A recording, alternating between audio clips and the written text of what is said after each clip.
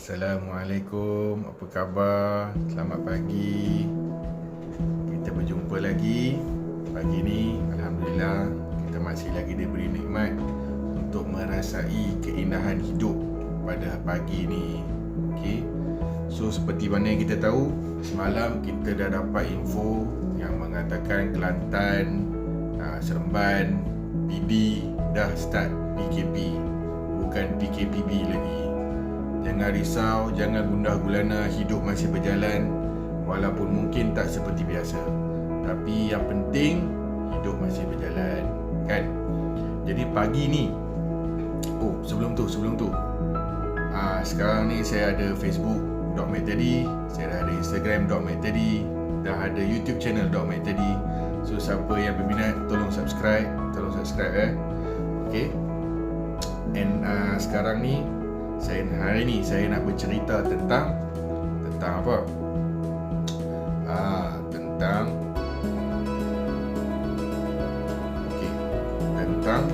bersyukur dengan penuh kesedaran, ataupun orang putih panggil deliberate gratitude. Kenapa saya nak start dengan satu quote daripada Parsi, Persian proverb. Dia cakap, I curse the fact that I had no shoes until I saw the man with no feet. Maksud dia apa?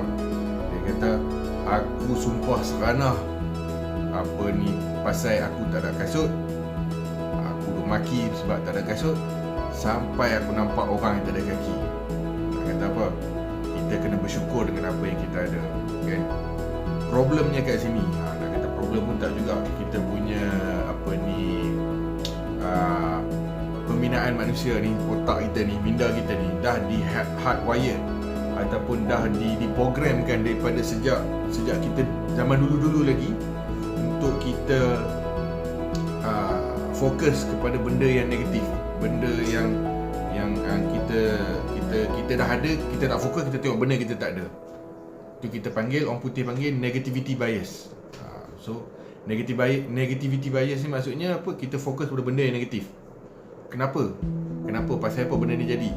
Sebab masa zaman dulu-dulu, okey, masa zaman belum moden lagi, zaman batu, kita ni tok nenek kita, orang zaman dulu, mereka kena fokus kepada benda-benda negatif ni. Sebab apa? Sebab sama ada mereka dapat makanan ataupun mereka jadi makanan. Kalau mereka tak fokus pada benda-benda negatif ni, benda-benda yang macam yelah, kalau dia tak fokus betul-betul, ni tak nampak lah harimau, tak nampak lah singa, sedap-sedap dah kena ngap lah, kan? Macam tu lah cerita dia.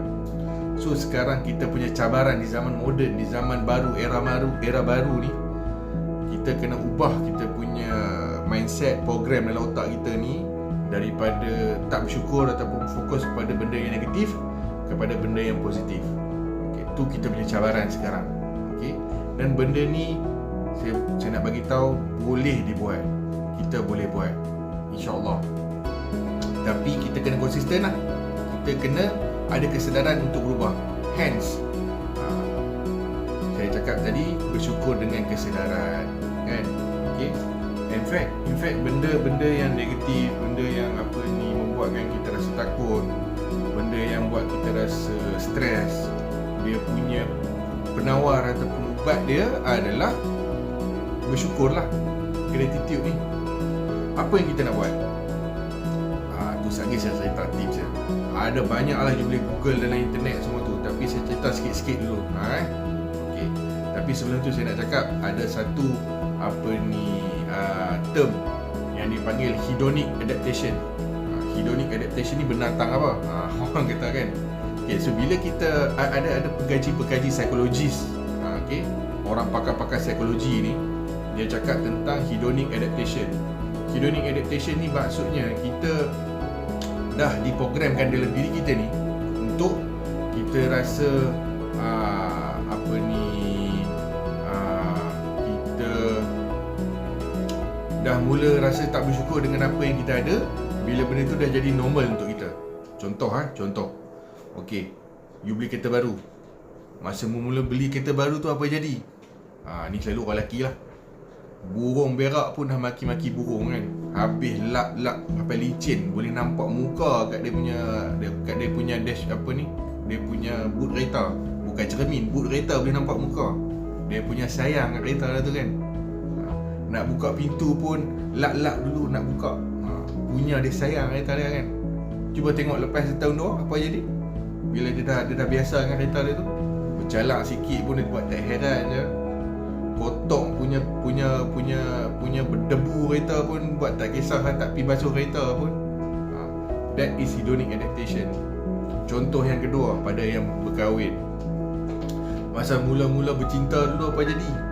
Jalan sikit punya rapat, nyamuk nak lalu pun tak boleh. Kan? Lepas ni yang couple ni nak kahwin, lepas 2-3 tahun apa jadi? Jalan macam ni. Seorang ke depan, seorang ke belakang pun ada, duduk jauh pun ada, gajah lalu pun boleh. Apa jadi? Sebab dia dah tak bersyukur. Dia dah tak yelah, benda tu dia dah jadi benda normal tu dia. So dia dah jadi macam takes things for granted. Tu contoh paling senang lah. Lain apa lagi? Pasal kerja. Dulu masa mula-mula dapat kerja, syukur gila lah boleh dapat kerja dah. Tunggu dah dapat kerja kat 2-3 tahun. Contoh, ada macam doktor-doktor, para doktor muda sekarang ni, ada yang sampai setahun kena tunggu placement nak masuk kerja. Masa dah mula dapat tepat boleh masuk kerja tu, syukur Alhamdulillah. Masuk tak sampai seminggu apa jadi? Komplain banyak. Ada je benda tak kena kan. Bukan nak kata tak boleh komplain, boleh. Tapi cuba kita fokuskan minda kita, fokuskan diri kita ni kepada benda yang lebih positif. InsyaAllah akan membawa lebih kebaikan pada kita. Tu nak cakap pasal hedonic adaptation ni. Okay, apa dia punya solution dia, apa dia punya penawar dia, apa dia punya ubat dia. Kita kena buat deliberate gratitude ataupun bersyukur dengan penuh kesedaran. Okay, so sekarang ni saya nak ajak untuk kita buat gratitude journal ataupun orang kita panggil diary lah. Buat diary bersyukur. Apa yang nak tulis dalam tu? Okay, simple je. Tiap-tiap pagi ataupun sebelum you tidur, malam-malam, you tuliskan 10 benda yang you rasa bersyukur berlaku pada you hari tu. Contoh, kalau bangun pagi-pagi mungkin you tulis pasal semalam lah. Apa yang jadi semalam. Kalau you buat malam ni, masa nak tidur, you tulis lah apa jadi hari ni yang you rasa bersyukur. Boleh jadi benda yang sekecil-kecil macam dapat makan, dapat minum, okay, dapat berehat-rehat, you dapat berjalan. Sebab ada orang tak ada kaki, tak boleh nak berjalan pun. Okay, contoh-contoh macam ni. You ada rumah untuk you balik, you ada keluarga untuk you balik bermain-main, you ada anak, you ada isteri yang boleh you balik bersembang-sembang, berhappy-happy. Okay, you ada kerja, walaupun you work from home, you masih ada kerja berbanding dengan orang lain yang tak ada kerja. Contoh. Okay, so tu yang pertama, kita buat gratitude journal. Yang kedua, kita nak buat apa? Cara untuk kita nak tanamkan sifat bersyukur dalam diri kita ni. Okay, yang kedua, tips yang kedua, you jangan compare you dengan orang lain. Jangan duk compare. Sebab apa? Perjalanan hidup kita, perjalanan hidup orang lain berbeza-beza. Hatta you dengan isteri you dengan anak-anak you dengan adik-beradik you, perjalanannya berbeza. Okay, you punya perjalanan, you punya race, you punya perlumbaan adalah dengan diri you sendiri. You jangan compare dengan orang lain. Jangan compare benda orang lain ada, you nak juga. Tu yang jadi tak bersyukur tu. Tetapi you boleh gunakan orang-orang lain ni, orang-orang yang berjaya, sebagai you punya benchmark, sebagai you punya target, you punya goal. So, untuk memotivasikan diri you untuk jadi macam dia orang, untuk berjaya macam dia orang, untuk happy macam dia orang, you boleh buat macam tu. Tapi jangan you compare. Jangan you banding-bandingkan. Jangan duk banding-banding. Okay? So tips yang ketiga, you kena appreciate all the simple things in life. You kena bersyukur, you kena nampak benda-benda kecil yang berlaku dalam hidup you. Contoh paling senang, you ada katil, bangun tidur daripada tilam dan katil yang selesa. Mungkin ditemani oleh isteri ataupun suami anda bila you bangun tidur. Cuba bayangkan you dah hidup dengan suami atau isteri you, dah tidur berpuluh-puluh tahun. Tiba-tiba you bangun pagi tu, isteri ataupun suami you dah tak ada kat sebelah katil you. You rasa macam mana? Sedih ke tak sedih? Rasa kosong ke tak kosong? Itu dia. Okay. Lepas tu you boleh minum pagi, you boleh minum petang, you boleh makan tengah hari. So benda-benda kecil macam ni. Walaupun you rasa makan tak apa-apa, tapi you still boleh makan. Boleh hilangkan sedikit rasa lapar, boleh hilangkan sedikit rasa dahaga. Bersyukurlah. Sebab itulah dalam Islam pun cakap, lepas makan, lepas minum, walaupun hatta seteguk air, alhamdulillah selepas tu, kan? And then benda-benda kecil lain apa lagi? You boleh ke tandas, you ada tandas. Tak ada macam orang zaman dulu-dulu nak buang air kecil, nak buang air besar kena pergi ke sungai, nak pergi belakang pokok. Okay, benda simple-simple macam tu. Okay. Tips yang keempat tadi. Okay, tips keempat, live in the now. You kena hidup pada masa sekarang. You punya kesedaran, you punya fokus tu pada masa sekarang. Okay, you kena be present lah. Be present at the moment. Jangan terlalu fikirkan benda-benda yang dah berlaku di belakang. Jangan terlalu fikirkan benda-benda yang ke depan. Ada masa-masa dia. Contohnya masa you tengah bermain-main dengan anak-anak you ataupun you punya adik-beradik, ataupun tengah bersama-sama, tengah happy-happy dengan you punya keluarga. Fokus dengan dia orang. Be there. Ni orang tengah happy-happy, you tengah fikir ni sekejap lagi nak buat apa, ni apa ni assignment tak siap lagi, ni sekejap lagi bos dah minta ada meeting ke apa benda. Janganlah. Ada time-time dia. So bila you tengah bersama dengan you punya family, you tengah buat sesuatu benda, be there. Fokus. You duduk tang tu. Otak you kat situ, badan you kat situ, you punya minda kat situ, you punya soul pun kat situ. Bila kerja lah, fokus lah.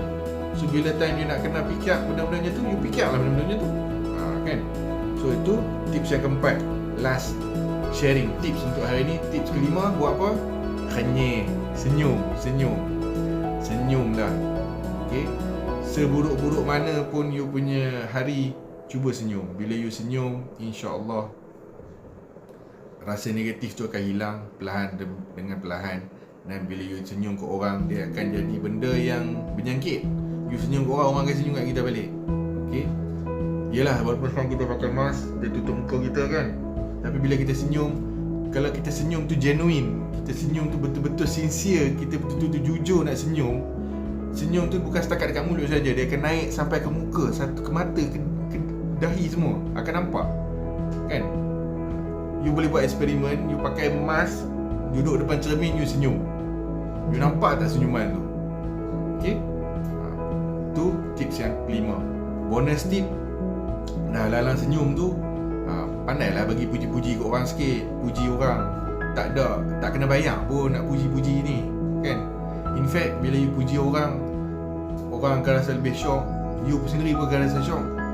Tapi yang paling penting, bila you puji tu, kena jujur lah, kena sincere lah. Janganlah puji sebab ada udang di sebalik mi.